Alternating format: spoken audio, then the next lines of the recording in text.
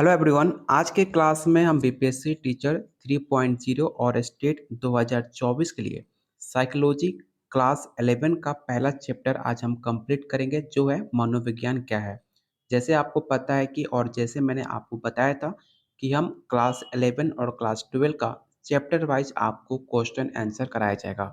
तो आज से आपका क्लास 11 का पहला चैप्टर आज कंप्लीट करेंगे, मनोविज्ञान क्या है, जो कि आपके एनसीईआरटी बेस है। जो आपके पेपर में मैक्सिमम सवाल आपके एनसीईआरटी और एससीईआरटी से पूछे जाते हैं। तो चलिए शुरू करते हैं। उससे पहले आपको बता दें, अगर आप साइकोलॉजी पेपर 2 की तैयारी कर रहे हैं, अगर आप सीरियस हैं आपने पेपर को लेकर और चाहते हैं कि इस बार आपका पेपर क्वालिफाई हो जाए, तो आप लोग के लिए practice set plus theory notes दिया जा रहा है सिर्फ आपको 201 रुपये में। अगर आप एनसीईआरटी का चैप्टर वाइज क्लास 11 और क्लास 12 का क्वेश्चन आंसर चाहते हैं चैप्टर वाइज, तो आपको मिलेगा सिर्फ 151 में। अगर आपको दोनों चाहिए तो दोनों लेने के लिए सिर्फ आपको 300 रुपीज़ पेमेंट करना होगा। लेने के लिए आप इस नंबर पे आप व्हाट्सअप कर सकते हैं।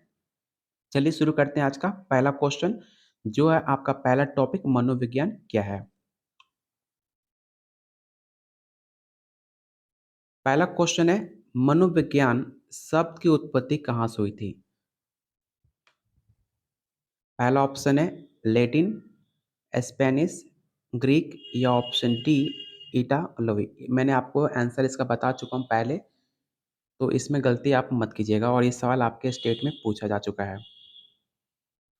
तो इसका राइट आंसर ऑप्शन आपका सी हो जाएगा। मनोविज्ञान साइकोलॉजी जो वर्ड है आपके ग्रीक वर्ड से लिया गया है, जिसका साइके प्लस लोगस। साइके मतलब क्या होता है, आत्मा, और लोगस मतलब व्याख्या। तो मनोविज्ञान एक विज्ञान है जो मानव और पशु व्यवहार से सापेक्ष और उसकी पूर्व सूचना देने का प्रयास करता है। तो इसका राइट आंसर ऑप्शन आपका सी हो जाएगा, ग्रीक। अगला क्वेश्चन है, व्यवहारवादियों ने आत्मनिरीक्षण को आविष्कार कर दिया क्योंकि ये काफ़ी धीमा था, इसने लोगों को निजता पर हमला किया, या ऑप्शन सी इससे बहुत अधिक डेटा प्राप्त हुआ, या ऑप्शन डी ये बहुत व्यक्तिपरक था। सबसे पहले आप बताओ व्यवहारवादी कौन कौन थे। मैंने आपको कई बार बता चुका हूँ व्यवहारवादियों का नाम, जैसे कि Thorndike, Watson, BF Skinner, Ivan Pavlov. ये चारों वैज्ञानिक आपके व्यवहारवादी माने जाते हैं।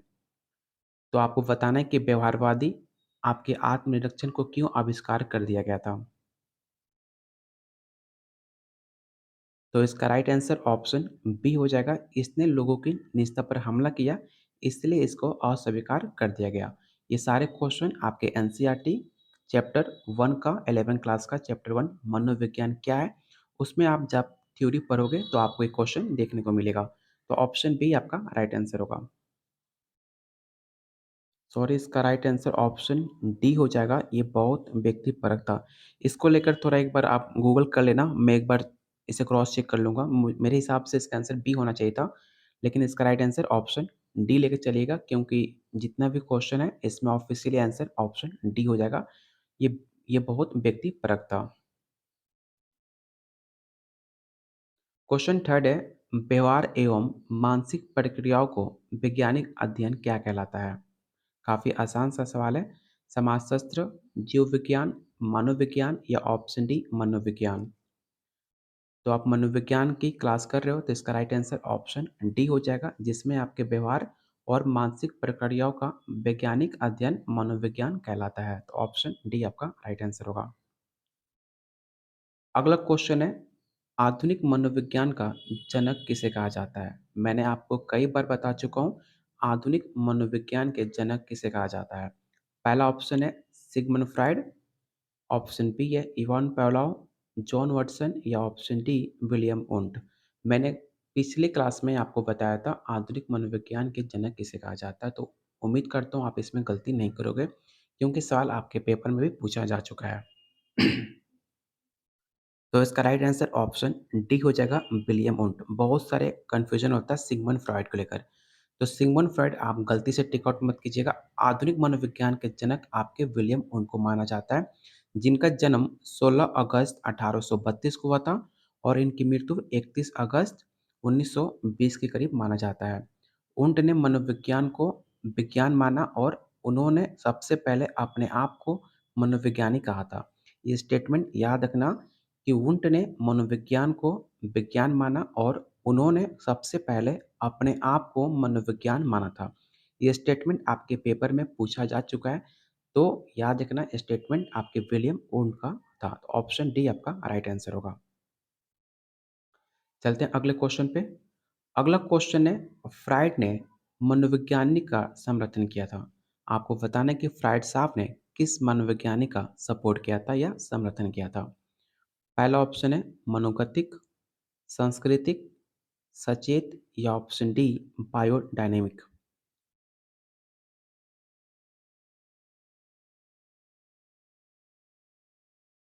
तो इसका राइट आंसर ऑप्शन ए हो जाएगा मनोगतिक। अगला क्वेश्चन है, अचेतन मन और मनोविश्लेषण की अवधारणा किसने प्रस्तुत किया। मैंने आपको कई बार बता चुका हूँ। ऑप्शन है B F Skinner, Abraham Maslow, Carl Rogers या option D Sigmund Freud.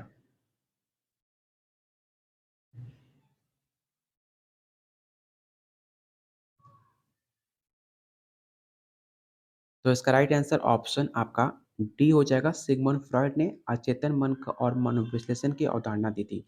Sigmund Freud ने तीन चीज बताया था, ईद, ईगो और सुपर ईगो। ठीक है, इसे याद रखना। सीखने के तीन नियम बताए थे, ईद, ईगो और super ego. B F Skinner ने कौन सा थ्योरी दिया है, तो ऑपरेंट कंडीशनिंग। ठीक है, याद रखना, ऑपरेंट कंडीशनिंग थ्योरी दिया है आपके बी एफ स्किनर ने, जो आपके रिफोर्समेंट थ्योरी के नाम से भी जानते हैं। अब्राहम मास्लो, नीड आवश्यकता का पदानुक्रम सिद्धांत दिया था अब्राहम मास्लो ने। ये सारे पॉइंट याद रखिएगा, क्योंकि आपके एग्जाम में बार बार पूछा भी जाता है। तो इसका राइट आंसर ऑप्शन आपका डी हो जाएगा। अगला क्वेश्चन है, डार्विन के डैश सिद्धांत ने तर्क दिया कि शारीरिक विशेषताएं विकसित होती हैं क्योंकि वो जीव के लिए उपयोगी होती है। पहला ऑप्शन है अत्यधिक उपयोगिता होती हैं, प्राकृतिक बंदोबस्ती होती हैं, या ऑप्शन सी प्राकृतिक चयन, या ऑप्शन डी प्राकृतिक भलाई।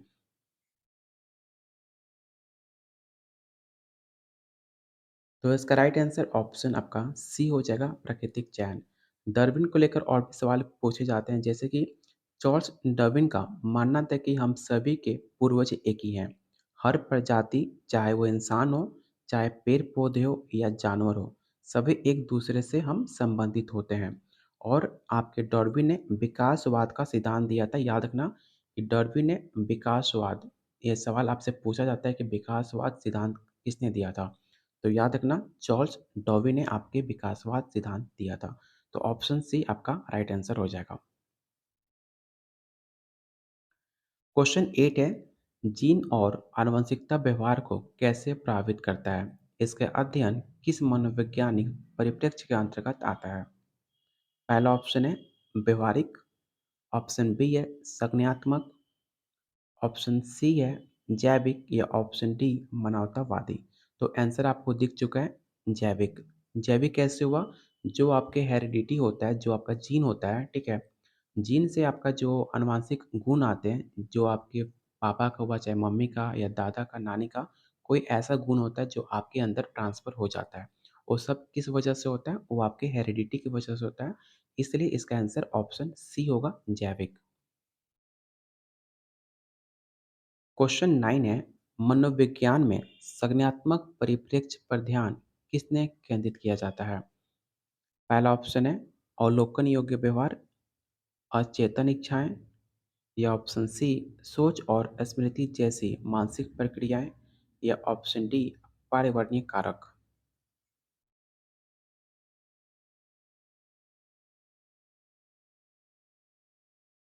तो इसका राइट आंसर ऑप्शन आपका सी हो जाएगा। क्वेश्चन 10 है, मनोविज्ञान में प्रकृति बनाम पोषण बहस के प्रभाव में किसने चार से संबंधित माना जाता है। प्राकृतिक मतलब नेचुरल, और आपका जो पोषण है, जो आप पोषण खाते हो, उसके बारे में बताया जा रहा है कि आप किससे संबंधित है। आनुवांशिक बनाम पर्यावरण, जीव विज्ञान बनाम मनोविज्ञान, या ऑप्शन सी व्यवहार बनाम मानसिक प्रक्रियाएं, या ऑप्शन डी चेतन बनाम अचेतन विकार। तो इसका राइट आंसर ऑप्शन आपका ए हो जाएगा। जो प्राकृतिक होता है वो आपका आनुवंशिक होता है। जैसे कि आपका जो नेचुरल है और जो आपकी हेरिडिटी है उसे चेंज नहीं किया जा सकता। और जो आपका पोषण है और पर्यावरण है, दोनों को चेंज किया जा सकता है कि जैसे कि पर्यावरण क्या है? आपका गार्डन या फिर जिस समाज में आप रहते हो वैसा आप बन जाते हो, ठीक है? तो आपका पर्यावरण हो गया। और लेकिन जो आपकी हेरिडिटी होती है, हेरिडिटी आपको चेंज नहीं की जा सकती। जो अगर आपके पापा का आँख भूरा है, तो आपका भी आँख भूरा ही होगा, उसको चेंज आप नहीं कर सकते हो। अगर कोई आपके मम्मी को कोई बीमारी है, तो कुछ लक्षण आपके अंदर देखने को मिलता है, ये नेचुरल है। उसे आप चाहकर भी चेंज नहीं कर सकते हो, वो आपका प्राकृतिक हो गया और उसे आनुवंशिक हो गया। लेकिन जो आपका पोषण है, खान-पान है, जो आपका समाज है, जिस समाज में आप रहोगे, वैसे आप उसमें ढल जाओगे। जो आप भोजन करोगे, चाहे आप नॉन-वेज खाते हो, तो आप नॉन-वेजिटेरियन हो जाओगे या आप वेजिटेरियन खाते हो, तो आप वेजिटेरियन हो जाओगे। उसे आप चेंज कर सकते हो। तो इसका राइट आंसर क्या होगा? Option A. उम्मीद करता हूँ आपको मेरी बात समझ आ रही होगी। तो ऑप्शन ए आपका राइट आंसर होगा। क्वेश्चन 11, वैज्ञानिक पद्धति में निम्नलिखित में कौन-सा चरण शामिल है? पहला ऑप्शन है निर्णायक बनाना और विश्वास बनाना, बिना सबूत के निष्कर्ष निकालना, या ऑप्शन सी एक परिकल्पना तैयार करना और उसका परीक्षण करना, या ऑप्शन डी उस डाटा को अनदेखा करना जो आपकी मान्यताओं को विपरीत है। तो आपको बताना है इसका राइट आंसर क्या होगा।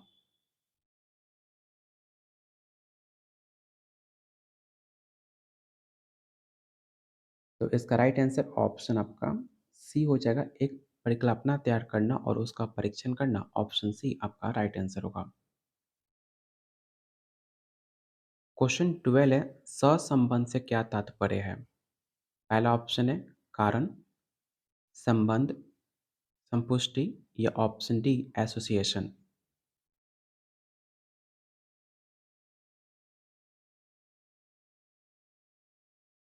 तो सहसंबंध से आपका कारण तात्पर्य नहीं है। जो आपका सहसंबंध होता है आपके सैटिस्फाई से, आपके रिलेटिंग होना चाहिए आपके किसी भी चीज़ से।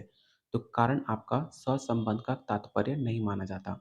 तो ऑप्शन ए आपका राइट आंसर होगा। अगला क्वेश्चन है, ऑपरेंट कंडीशनिंग शब्द किस मनोवैज्ञानिक से संबंधित है? जस्ट मैंने आपको सेकंड क्वेश्चन में ही बताया था, ऑपरेंट कंडीशनिंग शब्द किस मनोवैज्ञानिक ने दिया था। तो उम्मीद करता हूँ आप इसमें से कोई एक भी इंसान गलती आंसर नहीं बताएगा। अगर आप इसके बाद भी आंसर गलती बता रहे हो तो आपको और ज़्यादा मेहनत करने की ज़रूरत है।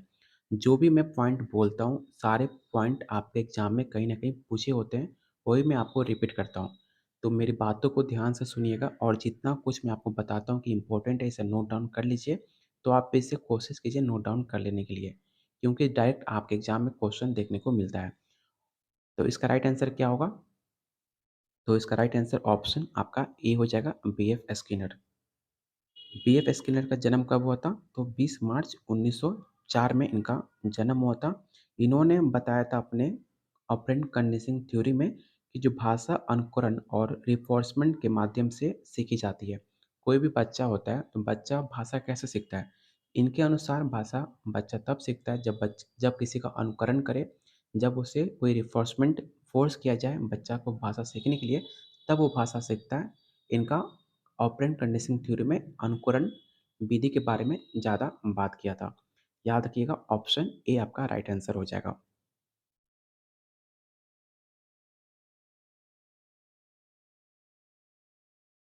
अगला क्वेश्चन है, मनोविज्ञान के किस क्षेत्र में अनुरूपता पर अत्यधिक भीड़ के प्रभाव का अध्ययन करने की सबसे अधिक संभावना होगी? पहला ऑप्शन है व्यक्तित्व, संज्ञानात्मक, नैदानिक, या ऑप्शन डी सामाजिक।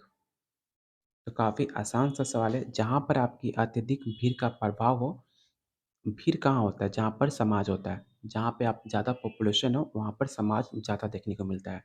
और वहाँ पे उसके क्षेत्र को अध्ययन करने का प्रभाव आप उससे चेक कर सकते हो कि वहाँ पर कौन-सा कैसा प्रभाव, कैसा समाज है।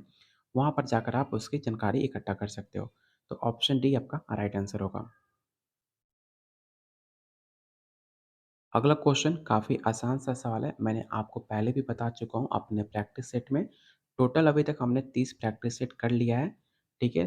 तीसों का तीसों प्रैक्टिस सेट आपके एग्ज़ाम के दृष्टिकोण से काफ़ी महत्वपूर्ण है। तो जिन्होंने वीडियो नहीं देखा है 30 प्रैक्टिस सेट का, जाकर वो सारा वीडियो आप देख लीजिएगा, क्योंकि 30 ऐसे प्रैक्टिस सेट हैं, ऐसे क्वेश्चन हैं जो आपके एग्ज़ाम में डायरेक्ट देखने को मिलेंगे और उसमें आपका प्रीवियस ईयर क्वेश्चन भी शामिल है।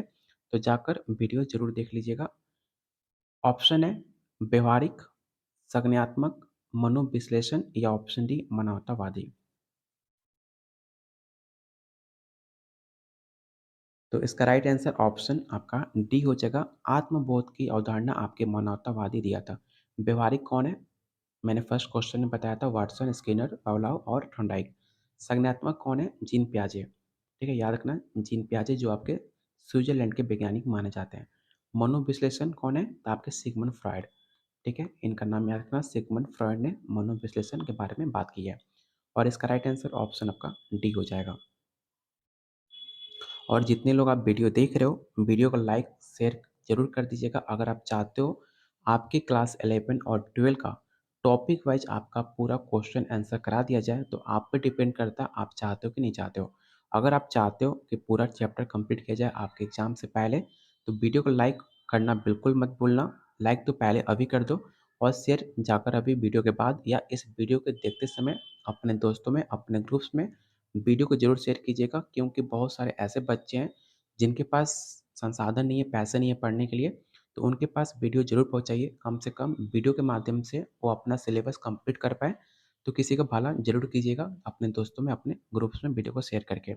और अभी तक आपने चैनल को सब्सक्राइब नहीं किया, तो प्लीज़ आप लोगों से रिक्वेस्ट है, चैनल को ज़रूर सब्सक्राइब कर लीजिएगा। और इसका पीडीएफ डाउनलोड करने के लिए आप मेरे टेलीग्राम चैनल को ज्वाइन कर सकते हैं, जिसका लिंक डिस्क्रिप्शन बॉक्स में और कमेंट बॉक्स में दिया गया है। चलते हैं अगले क्वेश्चन पे।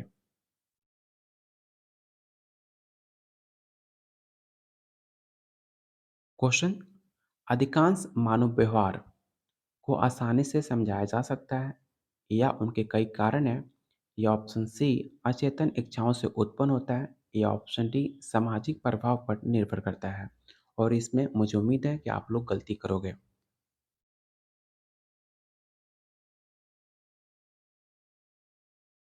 तो इसका राइट आंसर ऑप्शन आपका बी हो जाएगा। अधिकांश मानव व्यवहार के कई कारण हो सकते हैं, जैसे कि आसानी से समझाया जा सकता है, अचेतन इच्छाओं को उत्पन्न किया जा सकता है, और सामाजिक प्रभाव पर निर्भर भी करता है। इसलिए इसके कई कारण माने जाते हैं। तो ऑप्शन बी आपका राइट आंसर होगा। क्वेश्चन 17 है, लड़ो या भागो प्रतिक्रिया किस शारीरिक प्रणाली से संबंधित है? तंत्रिका तंत्र, पाचन तंत्र, अंतःस्रावी तंत्र, या ऑप्शन डी प्रतिरक्षा प्रणाली। काफ़ी आसान सा सवाल है। अपने आप को देखो, अपने बॉडी को देखो और बताओ, लड़ने और भागने के लिए किस बॉडी का, किस तंत्र का यूज आप करोगे? तो इसका राइट आंसर ऑप्शन आपका ए हो जाएगा। तंत्रिका तंत्र जो आपके बॉडी है, जो आपके बोन है, जो आपके मसल है, वो उन्हीं से चलते आप लड़ सकते हो और उससे भाग सकते हो। तो ऑप्शन ए आपका राइट आंसर होगा। क्वेश्चन 18 और आपके एग्जाम में पूछा हुआ सवाल है। आपको बताना है कि प्लेसिबो प्रभाव कब होता है। सबसे पहले आप मुझे ये बताओ, प्लेसिबो होता क्या है? तो याद रखना, प्लेसिबो दावा, वैक्सीन या किसी अन्य तरीके से किए गए फेक ट्रीटमेंट, उसको पेलिस्को कहते हैं। ऐसे बहुत सारे बीमारी होती हैं जिसका आपका फेक ट्रीटमेंट किया जाता है और उसका इफ़ेक्ट कुछ और हो जाता है। आप इलाज कराने गए हो किसी और चीज़ का, और कुछ डॉक्टर ने कुछ और ट्रीटमेंट कर दिया, तो उसको प्लेसिबो का प्रभाव कहते हैं। और इससे बहुत लोग की जान जाती भी है। जैसे कि बहुत लोग जो अपना, क्या बोलते हैं उसको, अपने चेहरे का ट्रीटमेंट कराते हैं, प्लास्टिक सर्जरी या अपना लिप्स का सर्जरी कराते हैं। तो उस जो अपने लिप्स का सर्जरी कराते हैं या अपने स्किन का, तो उसमें क्या होता है, कुछ गलत ट्रीटमेंट हो जाता है, जिसकी वजह से उनकी मौत हो जाती है। चाहे आप हेयर ट्रांसप्लांट भी ले सकते हो। हेयर ट्रांसप्लांट बहुत लोग कराते हैं, उसमें क्या होता है कि कुछ गलत ट्रीटमेंट हो जाता है, जिसकी वजह से उनकी मौत भी हो जाती है। तो उसको हम प्लेसिबो का प्रभाव कहते हैं। तो आपको बताना है इसका राइट आंसर क्या होगा। चारों ऑप्शन दिख नहीं रहा, चारों ऑप्शन देख लो, उसके बाद बताओ इसका आंसर क्या होगा। पहला ऑप्शन है, शोधकर्ता जानबूझकर परिणामों में हेरफेर करता है। ये ऑप्शन बी, प्रतिभागियों की अपेक्षा उनके व्यवहार को प्रभावित करता है। ये ऑप्शन सी, प्रतिभागियों को परियों के उद्देश्य के बारे में पता नहीं है। या ऑप्शन डी शोधकर्ता एक नियंत्रण समूह का उपयोग करता है। तो इसका राइट आंसर ऑप्शन आपका बी हो जाएगा, इसे याद रखना। क्वेश्चन 19 है, सूचित सहमति के नैतिक सिद्धांत में क्या शामिल है? चलिए इसका ऑप्शन देख लेते हैं। ऑप्शन आपको 4 यहाँ पर दिया गया है, बड़े-बड़े ऑप्शन है, आप इसे रीड करो और बताओ इसका आंसर क्या हो जाएगा।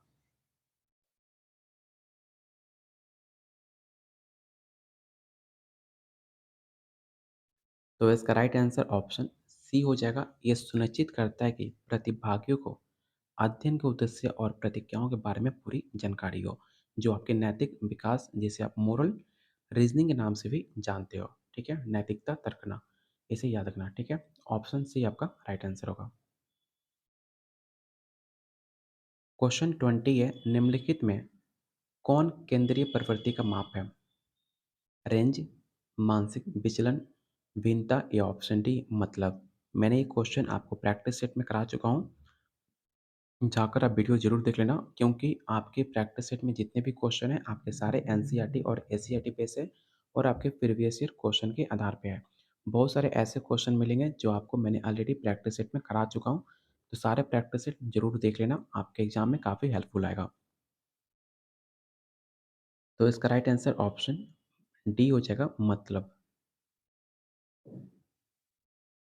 क्वेश्चन 21, दुनिया भर के विभिन्न देशों में लोगों को हँसाने वाली चीज़ों का अध्ययन करने वाला एक मनोवैज्ञानिक स्पष्टीकरण से डैश स्तर पर काम कर रहा है। पहला ऑप्शन है एक निम्न, मध्य, उच्चतर या ऑप्शन डी उपरोक्त में से कोई नहीं। जो जो दुनिया भर के विभिन्न देशों में किसी लोगों को हँसाने का काम कर रहा है, तो काफ़ी आसान काम नहीं हो सकता। वो काफ़ी उच्चतर काम है, काफ़ी डिफ़िकल्ट है किसी को हँसा पाना। आप किसी को नाराज़ आसानी से कर सकते हो, लेकिन अगर किसी को हँसाना हो, तो आप किसी को आसानी से हँसा नहीं सकते। उसके लिए आपके अंदर हाई कवरेज होना चाहिए या उच्च क्षमता होना चाहिए आपके अंदर। तो इसका राइट आंसर ऑप्शन आपका सी हो जाएगा।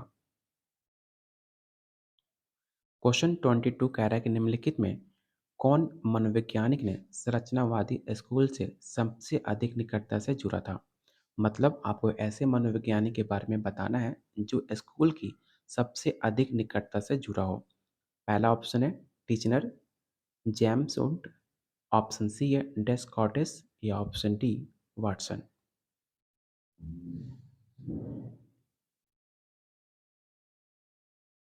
तो इसका राइट आंसर ऑप्शन आपका ई हो जाएगा, टीचनर। और याद रखिएगा, इनका जन्म 11 जनवरी 1867 के करीब माना जाता है और ये आपके संरचनावाद के संस्थापक भी माने जाते हैं।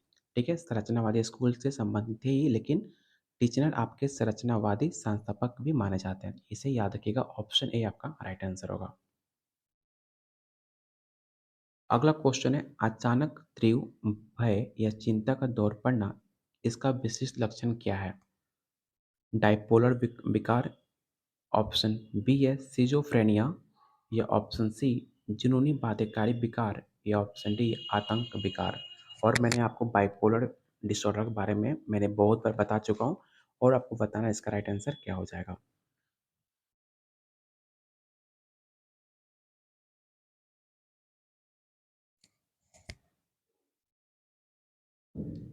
तो इसका राइट आंसर ऑप्शन आपका डी हो जाएगा, आतंक विकार। ऑप्शन डी आपका राइट आंसर होगा। अगला क्वेश्चन है, मूड विनियम नींद और भूख से जुड़ा न्यूरोट्रांसमीटर क्या है?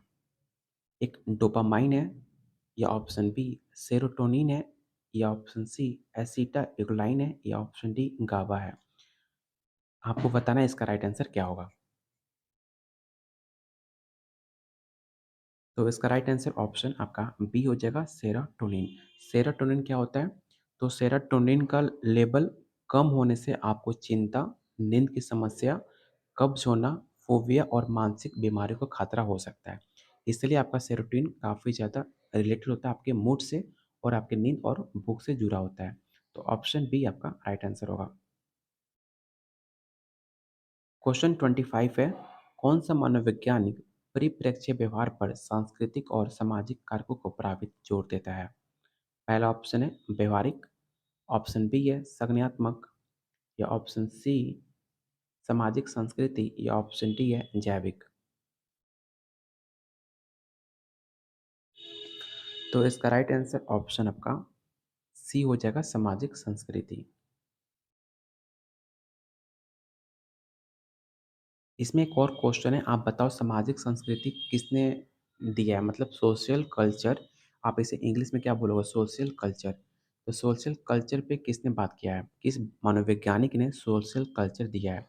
तो याद रखना, लेव वागिट्सी का नाम सुना होगा आपने सीटेट में और अपने साइकोलॉजी में पढ़ा होगा। लेव वागिट्सी, जिन्होंने अपने सामाजिक संस्कृति के बारे में बात किया था। तो इनका नाम आप जरूर याद रखना, आपसे पूछा जा सकता है कि सामाजिक संस्कृति के मनोवैज्ञानिक कौन माने जाते हैं। तो नाम याद रखना, लेव वागिट्सी। तो ऑप्शन इसका सी राइट आंसर होगा। क्वेश्चन 26 है, मनोविज्ञान को वैज्ञानिक अध्ययन के रूप में किसने परिभाषित किया गया। पहला ऑप्शन है लोग और चीज़ें को, भावनाओं और विश्वास को, या ऑप्शन सी धारणा और धर्म को, या ऑप्शन डी मन और व्यवहार को। तो इसका राइट आंसर ऑप्शन आपका डी हो जाएगा। मनोविज्ञान आपके मन और व्यवहार को परिभाषित करता है।